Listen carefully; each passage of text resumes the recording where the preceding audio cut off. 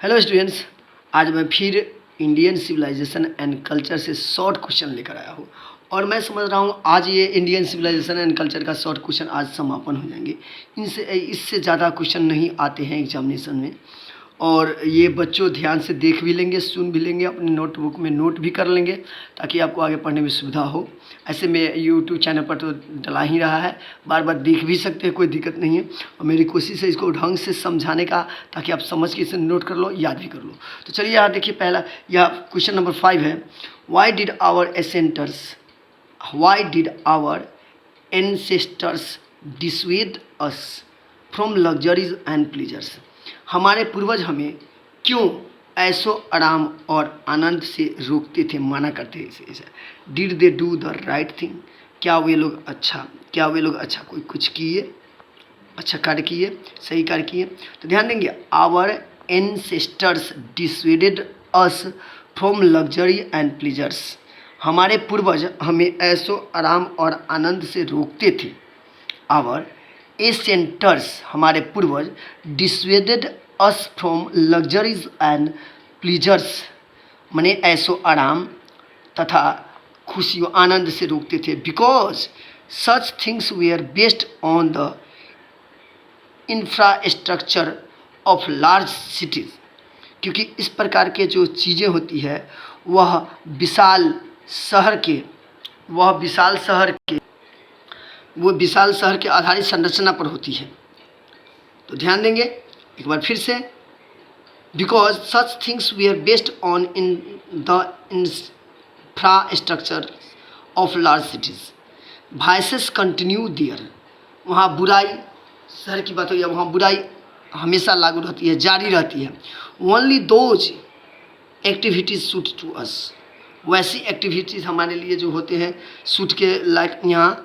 In which we utilise maximum, माने हमारे लिए वैसी क्रियाकलापें हमारे लायक है, हमको सूट करते हैं, जो in which we utilise maximum to our parts of body, जिसमें हम अपने शरीर के अधिकांश अंग का उपयोग कर सकें।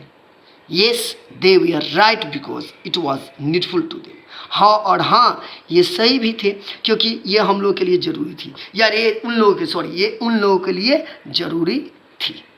तो बच्चों इसे ध्यान से देख लेंगे, सुन लेंगे, पढ़ लेंगे, नोटबुक में नोट कर लेंगे और समझने की कोशिश करेंगे। और चलिए अगला क्वेश्चन हम देखते हैं। अगला क्वेश्चन है, how is Indian civilization different from European civilization. भारतीय सभ्यता यूरोपियन सभ्यता से कैसे भिन्न है, कैसे अंतर है। तो देखिए बच्चों, यहाँ क्वेश्चन है, Indian civilization is different from European civilization in many ways. भारतीय सभ्यता यूरोपियन सभ्यता से कई तरीकों से, कई ढंगों से अलग है, भिन्न है।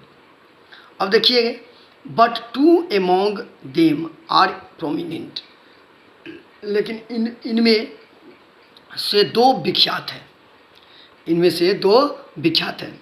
फर्स्टली, प्रथम की बात करें, Indian civilization has firm faith in God. भारतीय सभ्यता की बात करें तो भारतीय सभ्यता में भगवान पर आस्था अधिक होती है।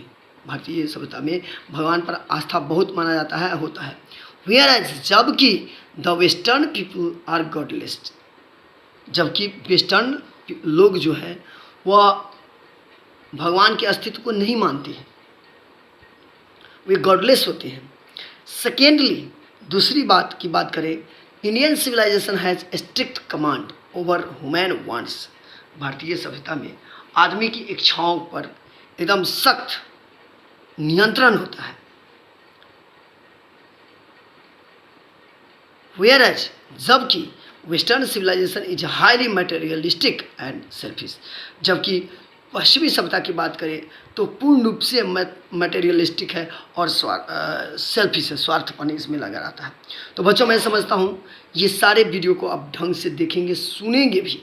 एक बार फिर से मैं दोहराना चाहता हूँ, Indian civilization is different from European civilization in many veg.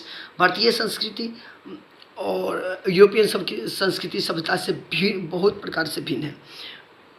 But two among them are prominent, लेकिन जिसमें दो बातें दो बहुत विख्यात है। दो क्या है? Firstly Indian civilization has firm faith in God. भारतीय सभ्यता संस्कृति में भगवान पर आस्था बताया गया है, भगवान पर लोग आस्था रखते हैं, विश्वास रखते हैं। Whereas the western people are godless, जबकि वेस्टर्न पीपल की बात करें तो वे भगवान के अस्तित्व को नहीं मानते हैं। Secondly Indian civilization has strict command over human wants.